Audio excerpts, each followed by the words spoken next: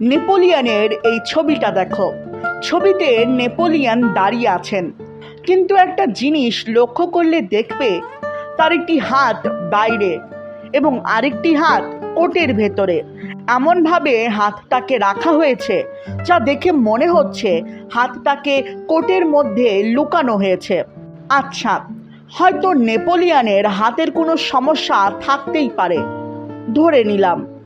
তবে এই ছবিটা দেখো, এটা রবীন্দ্রনাথ ঠাকুরের অনেক পুরনো একটা ছবি এবং সেখানেও তিনি হাতটাকে নিজের কোটের ভেতরে লুকিয়ে রেখেছেন। শুধু রবীন্দ্রনাথ ঠাকুরই নন, এমনকি কার্ল মার্কসও তাই করেছেন। এখন বেশিরভাগ আগেকার ছবি ঘাটলেই হয়তো এই সামান্য জিনিসটা তোমরা লক্ষ্য করতে পারবে, কিন্তু তাদের একটি হাতকে কোটের মধ্যে লুকানোর কারণটা কি? কী সমস্যার কারণে তারা তাদের হাত কোটের মধ্যে লুকিয়ে রাখতেন? চলো আজ সেটাই বের করে ফেলি।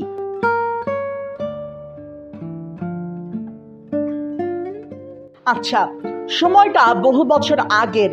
তখন ইউরোপে প্রাচীন গ্রিক এবং রোমান সংস্কৃতির এক পূর্ণ জাগরণ বা মহ তৈরি হচ্ছিল।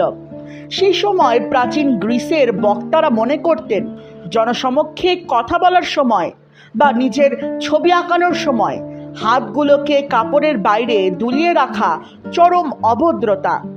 কিন্তু একটি হাত যদি নিজের কাপড়ে ঢেকে রাখা হতো তাহলে সেটাকে বেশ ভদ্রতা বলে গণ্য করা হতো।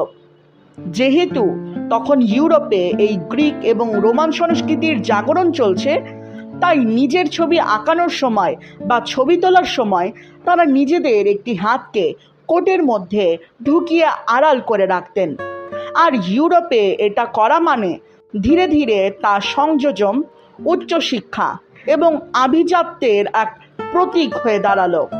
এই প্রথা এতটা প্রচলিত হলো যে 1738 সালে ফ্রান্সোয়া নিভোলো নামক এক লেখক একটি বই লিখলেন, যেখানে তিনি উল্লেখ করলেন নিজের হাতকে কাপড়ে আড়াল করে রাখা উচ্চ বংশীয় বা অভিজাতি পুরুষদের একটি আদর্শ ভঙ্গি।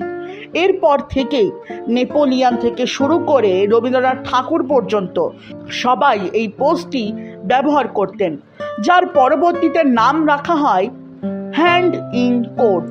তবে হ্যাঁ, বর্তমানে এইরকম পোজ দিয়ে ছবি তুললে মোটেই মানাতো না। আভিজাত্যের প্রতীকের বদলে সেটা হাসির প্রতীক হয়ে যেত।